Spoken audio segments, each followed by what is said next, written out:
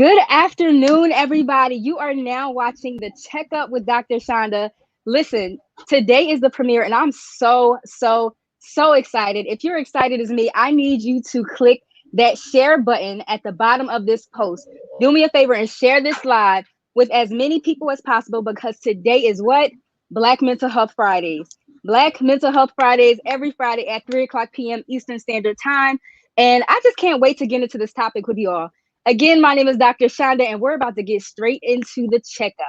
Now, let me know how you guys are feeling. I want to know. So if you can use an emoji or if you can use some words, whatever you need to do to depict how it is that you're feeling in this current moment, I want to know how you're feeling. Are you feeling happy? Are you feeling sad? Are you feeling calm? One of the reasons why I do this activity is because it's so important for us to engage in emotion identification activity because it keeps us healthy and it helps us to stay aware of how we're feeling. So use emojis, comment, do whatever you need to do. Continue to share this live because, again, we are live from BlackDoctor.org. Listen, y'all, I'm so excited. Today is our premiere episode, and we are talking about Malcolm and Marie. Listen, if y'all watch that, I see some emojis coming. If y'all watch that, your blood pressure is probably high like mine. I don't know about anybody else. I don't know how you could have watched it without your blood pressure going through the roof, because that's basically what happened to me. Honestly, I couldn't watch the end, so my guest is probably going to be a little upset with me. But yeah, so we're going to be talking about Malcolm and Marie. I love the emojis that's coming through. Listen, y'all, for those who are watching, continue to share this live. I want as many people to be I love it. I want as many people to be in this live as possible because we're talking about this blockbuster, Malcolm and Marie. But before we get into it, I want to do a mental health trivia. It is trivia time. And one of the ways that we normalize a conversation about mental health is for us to ask questions and answer questions. So I'm going to ask you guys, what is the most common diagnosis associated with kids and teenagers? So put the comments or put the answer in the comment section and let me know, what is the most common diagnosis? Is it anxiety? Is it depression? Is it what comes to mind for you guys? Let me know. Where did you see it? So it's on Netflix, sis. It's on Netflix. Malcolm and Marie is absolutely I wouldn't say it's terrible, but I will say it's definitely one of those movies that get your emotions riled up. Yeah, I'm glad that you guys watched it. Now we got to talk about it. We got to process this because it elicited a lot of emotions for me. All right, y'all. So what is the most common diagnosis? It is ADHD. I didn't see it in the comments, so I don't know if anybody answered that. But the most common diagnosis for children and teenagers is ADHD. So we're going to continue to do that every Friday to continue to educate our community regarding issues related to mental health and mental wellness so we can just spread that awareness. But without further ado, I have a special guest here. This is my Philly friend, Philip Roundtree, and I cannot wait to have them here as a guest. Come on in the room, Phil. Phil. What's happening? Hold on. I gotta put. I didn't know how you was gonna be giving it up. You know what I mean? And it's the first episode, so I got to put my Malcolm X glasses on because I see it's about to get real in here. So I got to switch them up. I tried to hit you with the pink for the AKA. You know what I mean? But now I got to go to the black glasses. Listen, go to the black glasses because we got a lot to talk about. We got a whole lot to talk about. Y'all, This is my Philly friend. I'm over here trying to set up for Instagram as well, but this is my Philly friend. But listen, Phil, I got a bone to pick with you. Before we get into this live, I got something I want to say, something to get off my chest. And this is real life, y'all. This ain't scripted. I feel like ever since I moved from Philly, Phil, I feel like we're not real friends anymore. Like, you don't call, you don't text, you don't check up on me. Like, we used to be like two peas in a pod. Like, I don't understand what happened to our relationship. Word. So this is my first time being told that you moved. You know what I mean? Like, this is new to me. I don't know where you are. You like Carmen Sandiego with it. Stop. So where are you? You're in Hollywood, ain't you? I'm in Hollywood. Yes, I am in Hollywood, Phil. Makes sense. You in Hollywood now. I'm regular. I'm still regular Phil. I'm in my daughter's room. That's what I do. I don't got the fancy background. This is from Amazon, first of all. But nah, Phil was the homie. But I do wanna I want us to rekindle that relationship that we once had, y'all. We met at a dope coffee shop, Uncle Bobby's in Philly, and we just had like lots of great conversations there. So I want today to be the same vibe. So we're getting into it. Listen, Malcolm and Marie. First of all, I want to start off with the good stuff, Phil. So, like, what are some aspects of the movie that you really enjoy? I'm sorry, for those of you who haven't seen Malcolm and Marie. So it's basically a Netflix film with Zendaya and I don't know the male actor's name. Do you know Phil? Lil Denzel. Lil That's Denzel. Okay, yeah. He's Denzel's that's son. So Denzel is I think oh it's John David Washington. okay, that's cute. All right, so what we're gonna do is we're talking about we're talking about this film, and essentially what it is we're being taken through the highs and lows of a night after they came home from this actor's movie premiere. So he and his partner were home, and it was basically a series of arguments throughout the entire movie. They had really high highs and really low lows that entire night, and it was just exhausting going through all the arguments. So that is the gist of the movie. Spoiler alert, if you haven't seen it, we're going to be talking about some specific scenes. But yeah, so Phil, tell me about like what are some of the good things about the movie that you enjoyed? So I'm glad you started with the good things because as therapists, Yeah, right? I know me personally. I always like to start with love, right? Start about the positive things that I always ask the the clients that I work with identify something. Hold on, it's a little echo. Might not be able to do it. Yeah. is it echoing on your? So yeah, it's echoing. So it's cool. They'll That's they'll okay. All right. Yeah, they'll be all right. So as a therapist, I always like to start with love, right? I have my Yeah. clients identify. So I'm a therapist by trade. I'm a professor.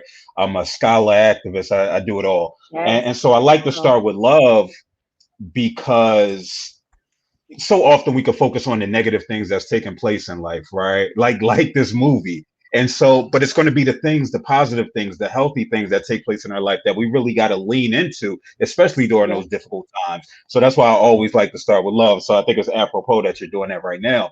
Um, so in starting with love, I thought it was a beautiful film, uh, cinematography wise, right? Hmm. I thought the black and white was beautiful. I thought some of the ways that the camera tricks that they did, like specifically at the end of the movie, where it was like a mirror and you can see them, but it was just it was beautiful to watch. It reminded me of Moonlight. I thought Moonlight was a beautiful film to I watch. haven't seen Uh, that. you haven't seen Moonlight?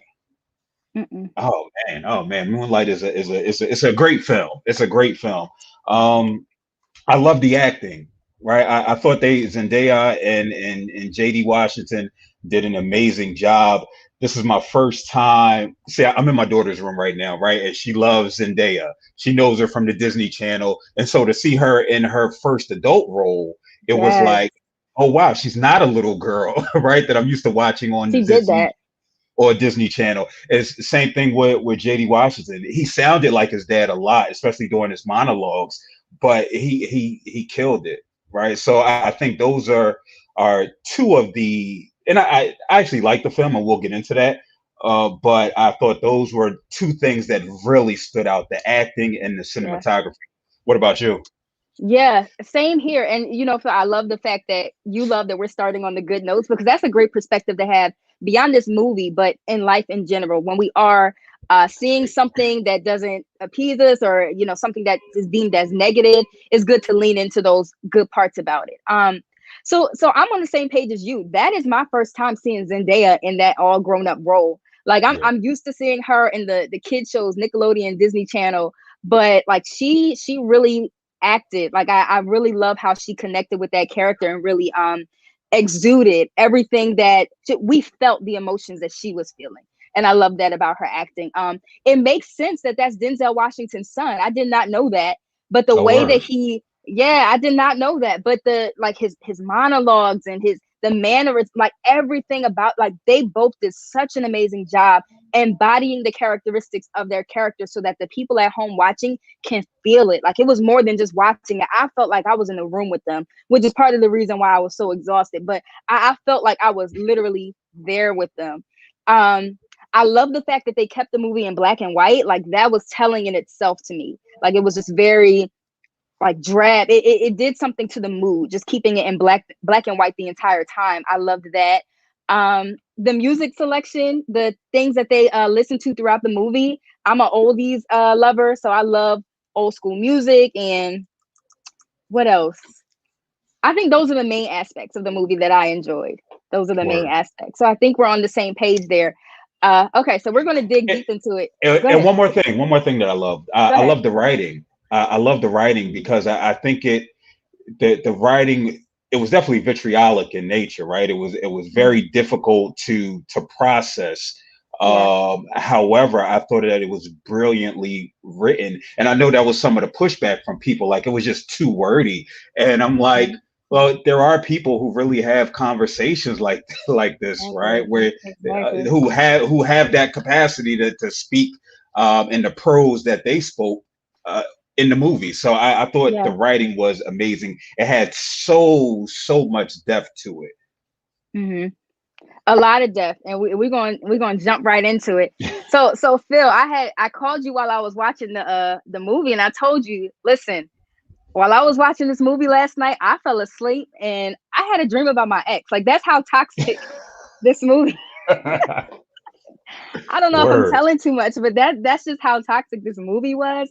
It brought me back to old arguments that I used to have when I was in a like an unhealthy type of situation. But let's get into it. So for you, Phil, like what were some of the, I guess, emotionally exhausting parts that you experienced while watching this movie?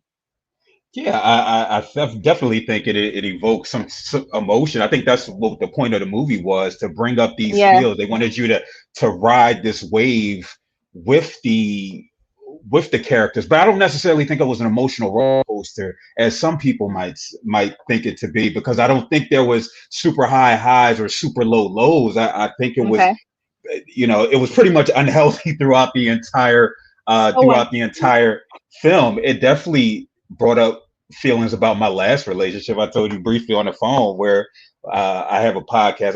Like I said, I do a lot of stuff, and my ex would always say, "Why you keep talking about me on the podcast?" I'm like, "Listen, you came into my crib and you took all my left-sided sneakers, right? And so you took my podcast equipment, like you did all this unhealthy stuff, and I tolerated it, right? We would just Yeah. argue.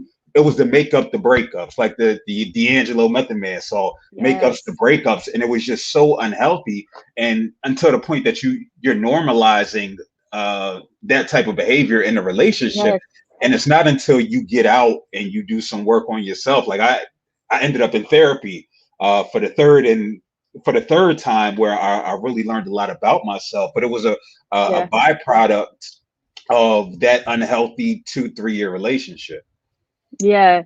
And Phil, I love the fact that you brought up the fact that they were, well, first of all, stealing all the left shoes. That's so clever. It's toxic, but that's clever. So, Why is that clever? It's nothing clever about that. I don't see. I mean, I wouldn't think of that. I wouldn't say, let me just take all the shoes. I wouldn't say, no, let me just take the left one. So he can still have a shoe, just not the left one.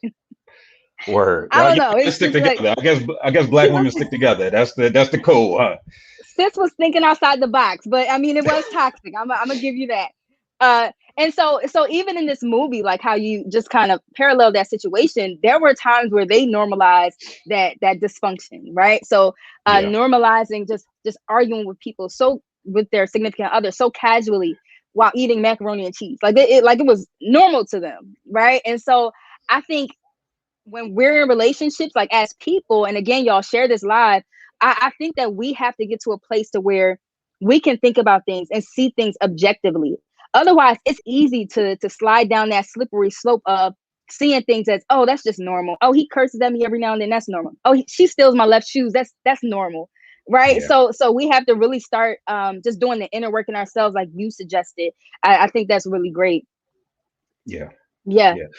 I think with and I wrote down all these notes, right, about the movie and different things Come that on, took notes. place. And it was, we definitely talked about poor communication, right? It was poor Yeah. communication throughout the film. And I think that was one of the overarching themes, like how poorly they communicate So with poor. one another. One thing that stuck out was he was just like, "Why are you angry? Talk to me," several times, right? She Hmm. was just ignoring him. It's a commercial. It might be a Snickers commercial now where they have the black woman. He comes in and he asks her what's wrong, and she just says nothing, and she's looking out this outside, and he just turns around and walks away, and it's just like, this is unhealthy, right? This is Yeah. unhealthy, and the fact that it's being made to be comedic is problematic, and Yeah. in that essence. But I think it highlighted the lack of communication that they had, healthy communication, because they were communicating all Hmm. right, but it was just unhealthy, and so that was one of Very. the things that stuck out to me. Yeah, I think you're referring. I think it was an Old Spice commercial or something. Something I remember seeing. I know what you're talking about though, and even thinking about like that tendency to just shut down. That's a defense mechanism, and you know this. Like you're a Yeah, therapist, not oftentimes we might have certain emotions, and for so many reasons, people might avoid or stonewalling is what we call it. So they stonewall to the point where you might have somebody who's asking like, "What's wrong? Talk to me. Explain to me what's happening to you." And you retreat into your little shell. You don't want to really communicate what's happening. And what does that do in the long run? That's just going to perpetuate the issue. You're going to remain in that same cycle. And you're maintaining that behavior. You're not disrupting that pattern in any way.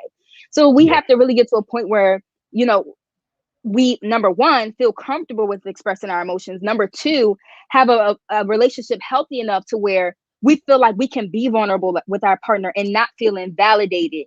Because that's what I think was happening with sis Marie.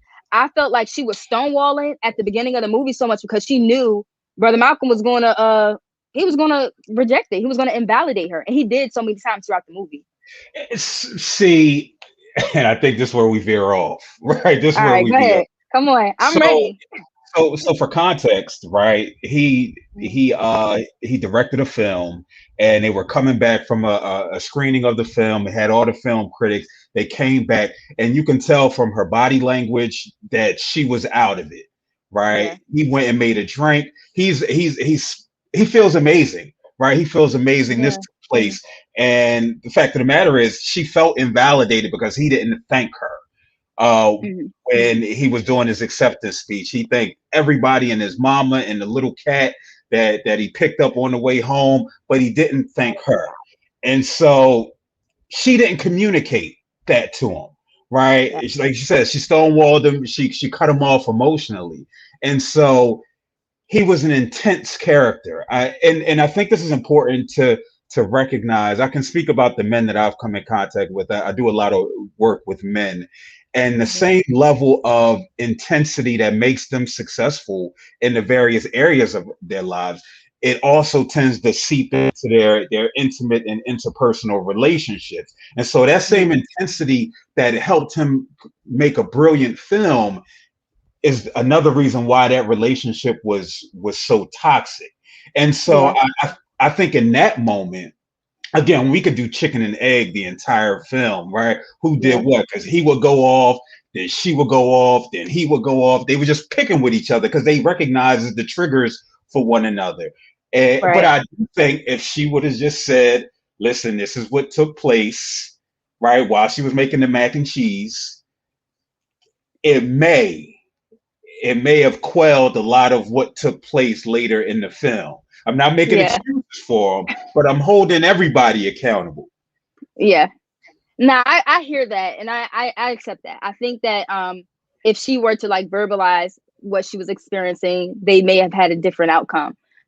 I also find problematic the fact that when they got home, like he was on a high. I think it was great. He was excited about what he had accomplished, and also he was so excited and retreating into his own world that he didn't even notice that sis was upset until like after she started making the macaroni and cheese, and it just baffled me like how out of tune you can be with your partner to the point where you don't even notice their emotions, their highs, their lows. If you're going to be in a healthy relationship, it's important to have some emotional intelligence to where you can know like what your partner is experiencing.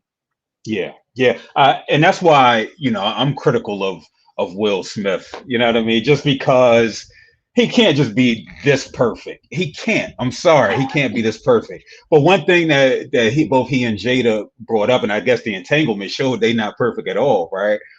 Period. But what they brought up is that when they have beef with one another, they had a conversation about how they're going to handle discord in their relationship, and they said, listen, Yeah. if we're upset, we're not going to talk. We're going to take our time. We're going to go somewhere for another room for 30 minutes. We're not going to even attempt it Yeah. because it's not going to be productive. And what doesn't happen a lot of times in relationships is that people don't have this understanding. They're not talking, but they're not being preemptive with how they're going to handle conflict, right?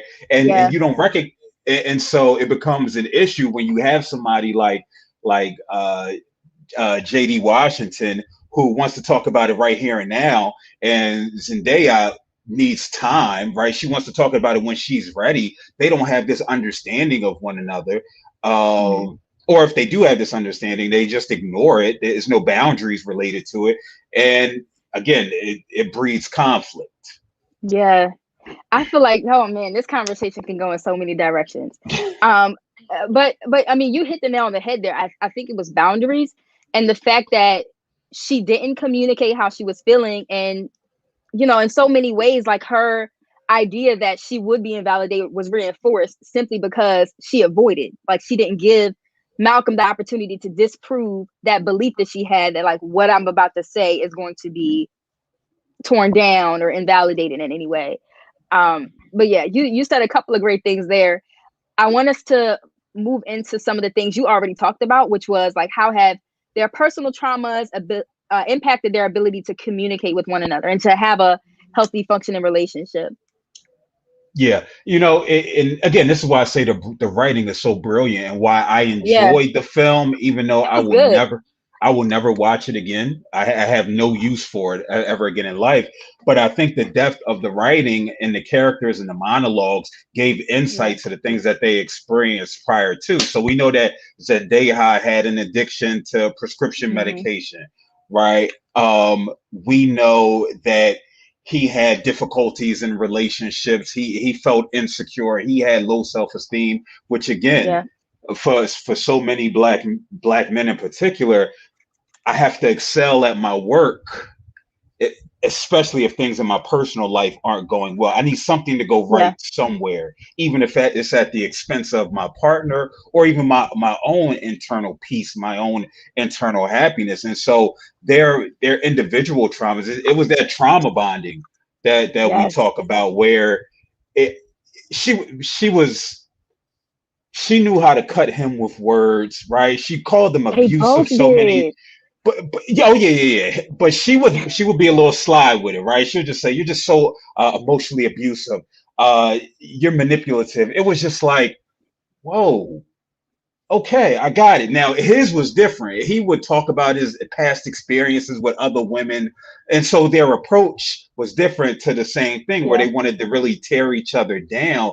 Um, just because they were hurting and they wanted you to see how much they were hurting, right? And we do that yeah, often in relationships where it's just like, I'm hurting. I need you to see how much I'm hurting. So I have to hurt you, whether I'm doing yeah. it consciously or unconsciously. And it came through so many times.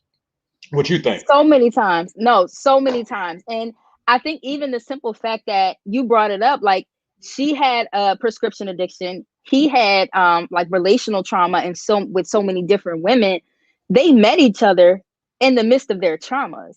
And that's essentially like what you were saying, like a trauma bond is. And I think if they would have took some time to like really be individuals and to take time to like heal from whatever it is that they were experiencing and to not bond over the trauma that they were experiencing, I think that could have had played an impactful role in the way that they communicate even today.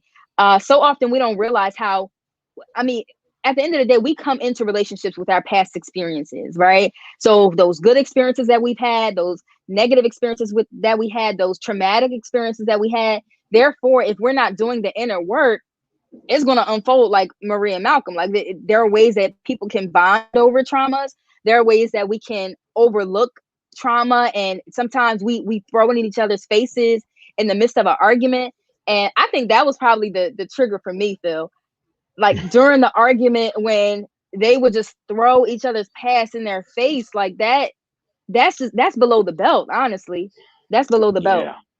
Yeah, yeah, Yeah. yeah. That was hard. I remember the Yes. tub scene where he was like, "Oh, word, this what you want to do? Like, you don't want to do I this? was All right, like, let me tell you about old girl in St. Louis who I had her in every which way. Let me tell you about old girl and people. It was more about sexuality and intimacy that he yeah, was speaking to. Right. This was my ex that I rode a bike with. This is just so many different ways to communicate. He was speaking directly to his relationships with other women because again he might yeah, have validated himself and his identity was steeped in his relationship with women outside of the fact that I think he was an alcoholic, right? Because he had about 5 or 6 drinks wow. throughout that I didn't entire pick up on that. word. Yeah, Yeah, he had about 5 or 6 drinks throughout that entire movie, and they were husky drinks, and I think that added to the vitriol that he spit. But I noticed she didn't drink, right? Because mm-mm. she's in recovery, and so she's probably not engaging in that, and so that's also an added layer of stress and an added layer of pressure between them. She called him an Yeah. emotional support dog, right? I And missed that. And yeah, emotional support. That's disrespectful.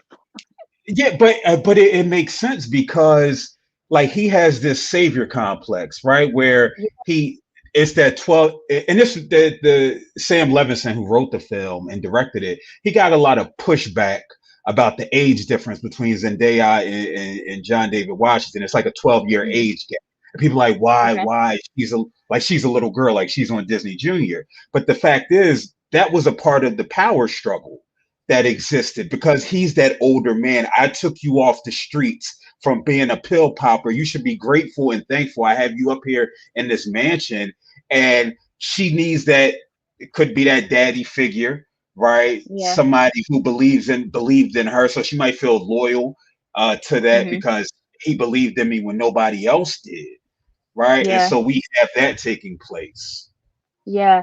Yeah. I like how you brought out that I mean, that was certainly a power dynamic. And I know we got some questions in the comments. So we're talking about Malcolm and Marie, y'all, and it's such an amazing movie to discuss. But that power dynamic is real, Phil. Like not even just in romantic relationships, but sometimes in platonic relationships, we don't realize how people can utilize that power dynamic in order to manipulate. And that's what was unfolded during the movie, like that, like you said, the savior complex, and like, you owe me because I saved you. I took you off the streets. Therefore, you should be grateful in itself just for simply being here. And you said something there. I wrote it down because I didn't want to forget to go back to it. You were talking about like black male accomplishments and how that can play a role in the way he showed up in his relationship. So can you expound a little bit more on that? Yeah. So, I mean, we know the term toxic masculinity has been thrown around. It's become real cliche. I'm not a Yeah. believer. I'm not a believer in that term. I think what we're talking about, what makes a healthy or unhealthy individual, right? And Mhm. so, but one of the tenets of toxic masculinity is this preoccupation with money, with status. Think about Right. it. I'm in a helping profession. I'm working on a doctorate in social work, right? So I'm in Yeah. a profession that's dominated by women, white women in particular. Typically, we don't go into this profession, or if we do, it's later in life when we're having this you're like this come to Jesus moment, Mhm. right? Where we're figuring out who we are outside of what the world says that we are. But in school, we Yeah. see, we see men in business, we see men as lawyers, doctors, all of these quote unquote masculine professions, and so Yeah. that impacts how we show up. Because again, we put our energy here because that's what society says that we do, right?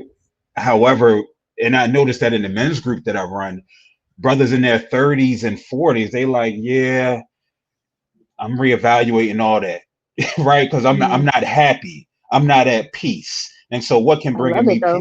what can bring me Yeah, peace? I need to commune with other brothers. I'm not this idea of competition versus over collaboration. I know for me, being a product of the hip hop generation, I see a lot of my peers in my age group, quote unquote, winning. And I suck my teeth for a second, like, and then I got to take a step back and say, Phil, listen, man, there's a billion people in this world, right? It's opportunities for yeah, everybody. But being a product of hip hop, where it tells me that the next black man is my competition, instead of just right. being my brother, somebody I can collaborate and go further with, that Yeah, impacts everything. that's so good because I think that in itself, I think is healing for a lot of people to listen to because, granted, we're in the era where people are performative and they love black people right now. Like, hashtag, a lot of people said Black Lives Matter, a lot of people are allies. And so because of that, people are uplifting black people. But I think that black women and black men, we got a lot of skeletons to address in our closet when it comes to like that. Can y'all see me? Awesome. Okay. Something happened with my Wi-Fi. But when it comes to that competitive mindset and things of that nature, but yeah, I think that is amazing. And so, like, even thinking back on it on Zendaya and Lil Denzel, I'm wondering, do you think that they were in competition with each other? Like, could they have had some sort of like competition with? I think that he was in competition with, so like I said, a scholar activist, right? He was in competition with white folk. That's who he was in competition with, white Okay. men. He was preoccupied about what these white critics were going to write, how they're going to portray them. He was thinking like, why they going to write about race? Race isn't everything when it comes to the film. Now recognize that it was all steeped in addiction and black mental health when it comes to it. So Yeah. there's going to be a component to it, but he just wanted to be seen just as a director, not a black director or a black writer. Hmm. And so he was focused about what the white world and how they were going to accept him. She was Hmm. focused on validation that she needed from him that she wasn't getting, because she said it. And that's when she did the I don't know how far you got, she acted out the scene, right? She was like, listen, I saw that part. why didn't you choose me to be in the film? All right, sis, why Yeah. didn't you say, all right, speak up for yourself. That's number one. But okay, cool. Right. That's a conversation for another time.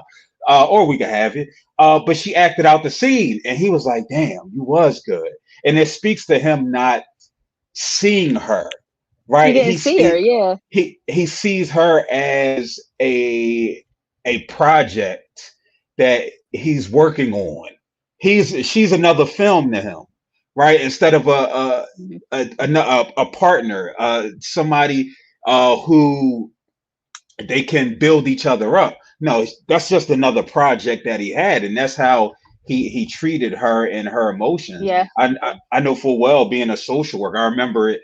Uh, I was an intern. That's when I was doing my bachelor's degree, and I was having issues with a young lady I was seeing, and so I went to my supervisor. He was an old head, and he was like, Phil, listen, man. He was like, we got social work degrees. He was like, and what that means is in every area of our lives, we try to fix people, right? Just because we're just Hmm. helpers by nature. And so we Yeah. find that in our intimate relationships where we're trying to fix people. And in reality, that's not our responsibility, right? People need to be whole prior to getting into the Yes. relationship. And so That part. I think with that, he helped her, right? He was the savior, and he's just like, you should be thankful for me regardless, no matter what goes down. Yeah. And I feel like that's why he probably felt like he didn't need to thank her. He didn't need to verbalize it because of that project that he was. Listen, I always say, like, it is not your job to fix your partner because at the end of the day, people need therapists. Like, people need the social workers. People need that to engage in that healing individually before they can healthily pursue whatever relationship it is that they're trying to pursue. And so many things can get in the way of that, but it's important to address. And so, Phil, I know that you said talking about open up your mouth and speak, and we can have that conversation now. I want to have it now, right? So, when thinking about Zendaya, her role as Marie, y'all keep sharing this live because like we're getting into some deep stuff. what should she have done differently when it comes to communicating her needs? Like, yeah, I'll let you answer that. So what I saw how she communicated, right? She lost from the beginning because Okay. when she was silent, when he was trying to inquire about what was taking place, which might have truly been sincere at that moment, once she shut him down, he closed up, and it was a wrap for her throughout the rest of the film until the very end. Right. And Mm-hmm. so I think it's important again to understand your partner. I know with men specifically, and there's research to back it up, for men to you can't just so for a man to understand what's taking place, and for them to have empathy and for it to resonate, it can't be, oh, look at Johnny who just fell down the steps. They're going to look at him like, oh, all right, Johnny fell down the steps. No, you have to relate it to them. So look at Johnny fell down the steps. Remember when you fell down the steps during that Okay. time, and it has to be relatable. And so then they can be introspective and think Mm-hmm. about it, right? And so she never truly gave him that opportunity to do that because again, Okay. she was cutthroat with her words, and so that shut him down. And then he was already sauced up. So is they shouldn't have been having a conversation while anybody is under the influence anyway, because nothing Yeah. healthy or productive is going to come out of that.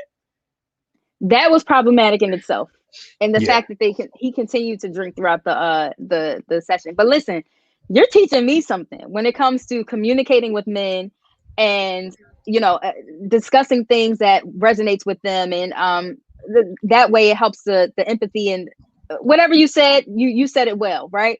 And so when thinking about ways that women or whoever like that how we're communicating to men, it sounds like what you're saying is we need to clearly articulate what it is that we're trying to explain and then reflect it in a sense to where it resonates with that person. Otherwise it won't sit well, it won't sit as well, and they won't be able to internalize what we're experiencing. Go ahead.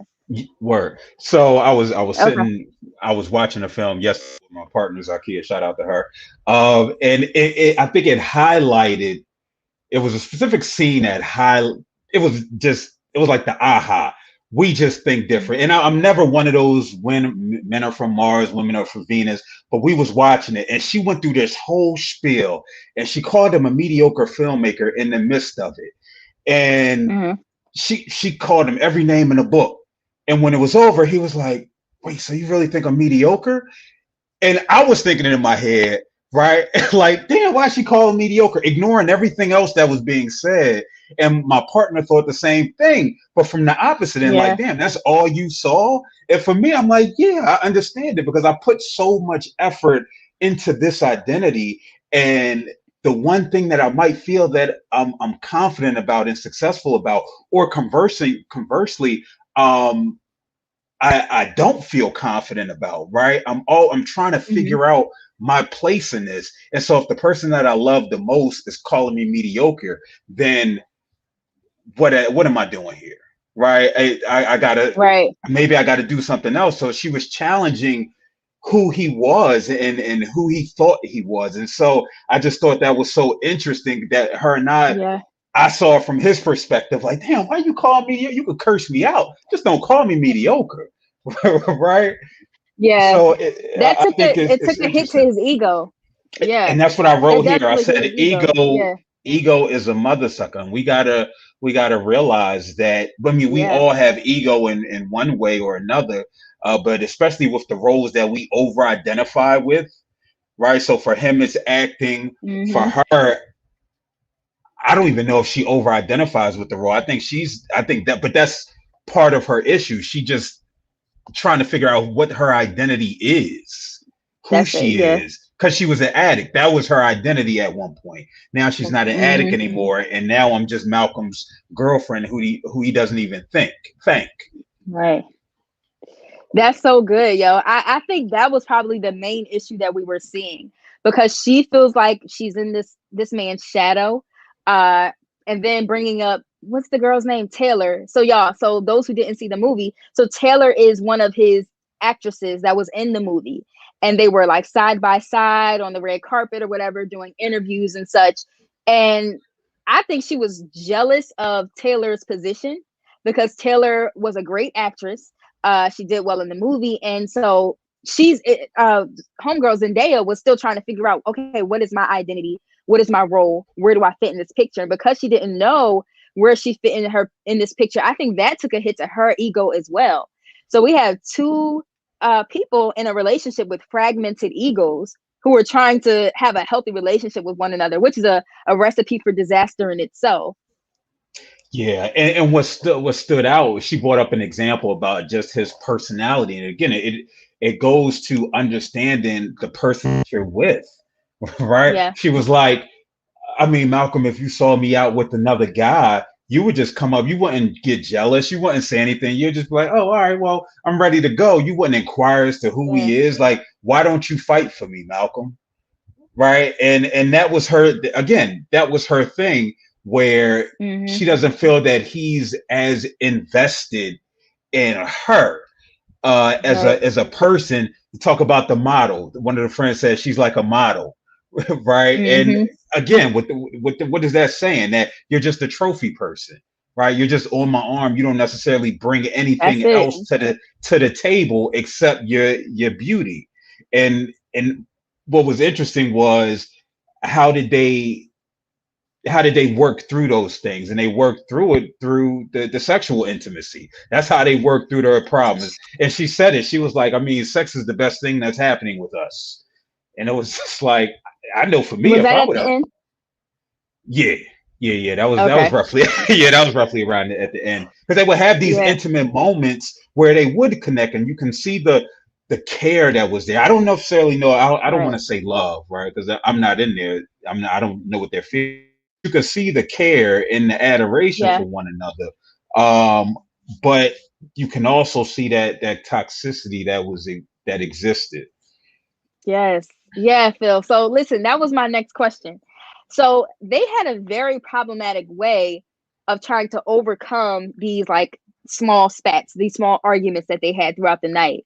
So it was like they would have a super high where they were coming at each other, bringing up their past, and then somehow or another they would try to get intimate, like they would try to have sex, or they would get a drink, or go outside and smoke a cigarette, like all these superficial ways of placing a band-aid over what was happening. And I think that was one of the reasons why we saw them in this loop, because nobody was really getting to the root of the issue. They would just argue, do something to avoid it, engage in sex, and then argue again. Like nobody's addressing what's the root cause. And so I'm wondering, like, what were your thoughts on their tendency to engage in these problematic problem solving strategies? Yeah, I mean, with you being Queen Petty, I thought you would like the playing of the music that represented how they felt. Instead of Wait, when did I communicating, become Queen Petty? when you validated old girls taking my left sneaker, my left chuck, because that's when I was wearing only chucks. You know what I mean? So I'm walking around here with flip flops on in the summertime, trying to get my sneaks back. So that's when you Listen, became okay, Queen y'all. Petty. Okay, y'all. And listen, viewers, in order to honor Phil and the left shoes that he lost, can y'all put some shoe emojis in the comments so that we can just give him back this left shoe that he lost so that we can make it right? That's funny. That's funny. You're gonna keep one up with me. I appreciate it though. That's why we get along. Right? But yeah, but the music, I thought that was childish, and it showed that they had no healthy problem solving skills. I mean, we knew it Yeah. already because he was tearing the Mac up, but not taking time away from. He had more attention and focus on the mac and cheese that he was tearing up again because he was drunk, Tearing it uh, up. Yes. as opposed to having this conversation. And so, and Jay Curtis, shout out to you, Jay Curtis, for posting the white chuck in the in the chat in the chat. Um, but yeah, so just those ways that uh, they weren't problem solving. They were just creating more No. drama. It was a game of who can one up who throughout the entire film, Yeah. right? Where not Yeah. recognizing that both of them lose at the end of it, right? I think one Yeah. thing that stood out what, and definitely let you speak to that, was he was so insecure. I wonder what his relationship with his mom was, because Mm, whenever he would get up and she wasn't in close proximity, he'd be like, Marie, where you at? Where you at? He would go looking for her. He did that at the end too. Like he would go and, yeah, where you at? Well, I went to the bathroom outside. Well, why you go to the bathroom outside? Why can't you go in here? Like he was so needy. yes, And it was so unhealthy. But again, this problem solving piece right. was the worst. Yeah, yeah, that insecure attachment, right? So when you do, like you said, like it comes from caregivers. Like when we don't have a caregiver who's consistent in our lives, like that can show up in our relationships by us constantly fearing that we'll be abandoned. And like I think that's definitely what Brother Malcolm was experiencing. And even going back to the problem solving methods, right? So thinking about even the way Marie, like she disengaged by going outside, smoking a cigarette, taking baths, like all these things are great. But if you're going to do them, you need to communicate with your partner, like, hey, I need a couple of minutes to disengage, but we're going to come back to this conversation after I calm down, right? So we don't bandage arguments with sex and intimacy. We don't bandage arguments by avoiding and stonewalling. It is important for us to take whatever break that we need from our partner, but we need to go back and address whatever is happening in that moment. Otherwise, we're going to see ourselves in the same Malcolm and Marie cycle where they were arguing every 5 to 10 minutes, y'all. It was exhausting for me to watch. Yeah. But yeah, I know you had a different a different perspective. It wasn't as exhausting to you. No, it wasn't as exhausting. I think Yeah, where I am now, especially I think me watching it with the therapist hat on, like it was purposeful me yeah, watching it. Like I told other people, I wasn't going to watch it. I had no desire to watch it. It wasn't one of those things where it wasn't like Judas and the Black Messiah where I'm like, all right, let me hop all in. It was just like yeah, I'm cool because I recognize what, unfortunately, so many of our black quote unquote love movies have been throughout history, right? there's yeah. there's always been a level of toxicity, a level of trauma that existed in them. I think this year was the first year where it was two films that, Mhm. even though trauma was present, it wasn't the overarching theme. And so that was the Photograph with Issa and Lakeith. And then Yeah. You had Sylvie's Love, which definitely had some traumatic things in it, but it was still in the background and their love Mhm. was in the forefront. Right. And I think that's why I appreciate those films. And I wasn't going to watch this.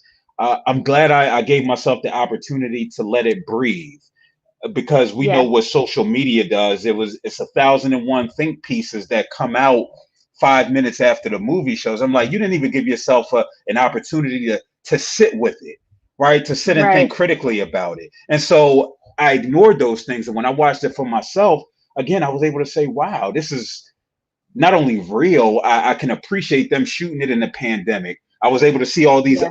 these other things that took place, but also the depth. Because I don't. Yes, we've had movies with that were highly traumatic, like Queen and Slim. I hated Queen and Slim. Like my heart And was. it's like, I wanted to walk out the theater, right? But the movies was like yeah. 1750 or something like that. You know what I mean? And I ain't got the five, like Martin said, Wait, to what? be I to don't be got the wasted. five. Yeah, I ain't got the five to be wasted. Um, But wait, but why did you hate Queen and Slim? because it was the same tropes of putting black trauma to the forefront, where we were with the police Okay, at the time, not knowing that especially where part. we were going to go with the police, uh, this what this supposed black love looked like. It was Yeah. just whack, man. It was whack. And I'm critical of Lena Waithe anyway, and just, Okay. she found the lane. I can't even blame Lena Waithe. Again, it goes back to Hollywood and our ability to produce our own films, and so we can Yeah. see every aspect. Like I think about Judas and the Black Messiah. If it wasn't for black folk, like literally putting up millions of dollars, that wasn't going to get, Warner Brothers wasn't taking that on, for real, for real. Mhm. You know what I mean? So we have to be funding our own stuff. But I thought the writing allowed us so much into their history, It was like a biopsychosocial for real, for real. It was so much there to where Yeah, it was. it wasn't the flimsy trauma that they all usually throw out. Nah, this was an intelligent people. You know what I mean? It was people who were Yes. real, and it happened in one night. And we so often we see it over the course of the years in these movies. This was one night, and we've had those Yes. nights where y'all just beefing back and forth, and nobody wants to be the first to say goodbye. I don't know who sang that, but I know it's a song by a Negro. Go ahead. I can't stand you. Yeah, so I mean, it's no secret that Hollywood enjoys capitalizing off of black trauma, black death, black bodies, all those things. And I think when we have a film like Malcolm and Marie, honestly, I think I would put this in the same category as what's the Queen and Slim. Word. That's just me. Like I feel as though because of the I mean, granted, we weren't watching things related to the police. We didn't see anybody die, but like we're talking about relational trauma, and that's something that people in our community have been experiencing for centuries. Like we've had relational trauma and things of that nature. So I think that us watching it on TV playing out in real time, like I think that could have caused some sort of distress in a lot of people as well, even though it was a different type of trauma. Yeah, when I posted the flyer for this, I had a homegirl. She was posted like, "Can I watch it yet?" And I was like, "Nah, you can't watch it. Why? Because she had a history of domestic violence, right? Because that was Okay. domestic Yeah, abuse taking place in this movie." And so I told her like, "Nah, absolutely. B, like, don't watch this. Like, this is not entertainment, right? I don't do Yes. recreation. For me personally, I'm about to sit here and lie. I'm gonna say it anyway. I don't do recreational trauma for entertainment. However, I do Mhm. watch First 48 and stuff. You know what I mean? I don't know why. I think I just like crime shows. But if I can help it, I'm not going to willingly watch recreational trauma.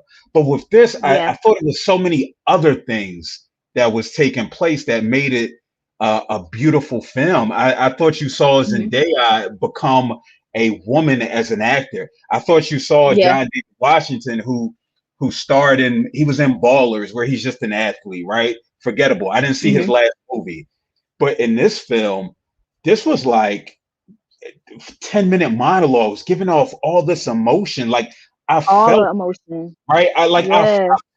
felt it, and it wasn't in a cheesy way. I thought it was very Yeah. artistically well done, and so that's why I'm able to say it's not Queen and Slim, because it's just like it was just whack, right? It wasn't no Hmm. depth to the characters. In this film, I thought they did. Okay. Okay.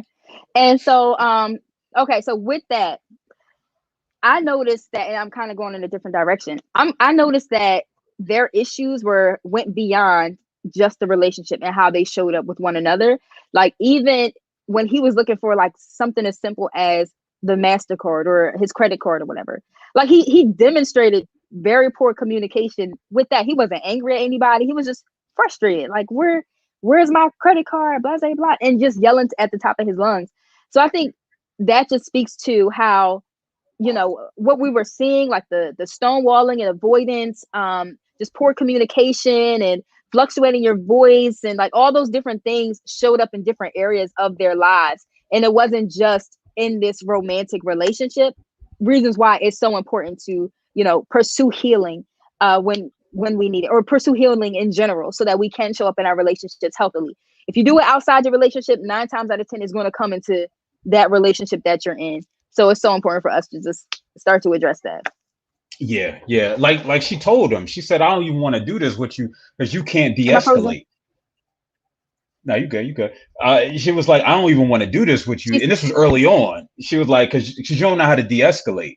You know what I mean? And we see that, and I was like that at mm, one point, right? Like, I think that's the same thing that makes me amazing, right? My passion. yeah, I just call it straight up passion, and I throw it into every area. But I recognized in relationships, it okay, wasn't necessarily serving me. I wasn't as harsh as he was, but I can be, I do get in my bag where I ignore, right? I could go a whole day without ignoring, so without silly. saying anything, because I just don't have nothing to say. You know what I mean? Yeah, But I recognize that's not necessarily healthy for a relationship.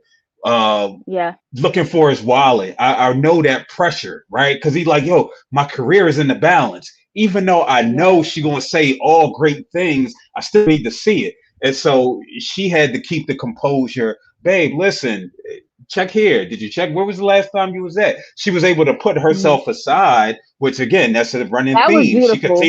She Yeah. continues, but also it wasn't because she continues to put Mhm. herself in the back burner on the back Yeah. to appease him and probably anybody else in her life, right? Hmm. And so, yeah, that was a real scene. But again, I've been there Yeah. before, looking for my Yeah. sneaker. I well, we got some sneakers for you in the comment section, so hopefully we can rectify that situation for you. Um, nah, like Phil, honestly, like we can be here all day, like Word. deciphering this film because it was so many moving parts, and I just love where your brain goes when it comes to just dissecting these types of films. How about you come back and we talk about Judas and Messiah because I haven't seen it yet. Oh, word. Yeah, yeah, yeah. I just had an amazing conversation with uh Rosa Clemente, who she's an associate producer on the film. She actually ran for Oh, that's dope. vice president of the Green Party back in 2008. So that was against like Obama and them. Wow. She's an amazing scholar, activist, a good brother here in Philly, Gabriel Bryant, who's doing dope things on his own. Then I had a Love it. professor of African American history, Dr. Anya Love. He was on, and we just had this conversation for about an hour and a half about Fred Hampton Jr. and the film and white supremacy. It was just and Black history. It was just amazing. So you can check that out on YouTube at Phil MSW. So Yes. definitely go on there and check that out. Okay. Yes, I need to check it out. So, Phil, tell us everything that you have going on. Where can the people find you? Like, we Oh, want to stay word. connected. Word. I'm everywhere. I'm never scared. Ain't that what your man Jay Z? Let's have a Jay Z conversation on how he's bad for the black community. I digress though. I we agree there. We agree there. I mean, we can name a lot of rappers who are bad for the black community. I'm a hip hop fan though, but like it's just a lot of toxicity perpetuated because of Oh yeah, for sure. But Jay yeah. takes it to another level. He's at another level. He's Okay. a billionaire white man Jay. But no, check me out Wait, on. wait, You can wait. check me, Explain that. We can't end on that note. Just explain that just a little bit. Give us a no, teaser.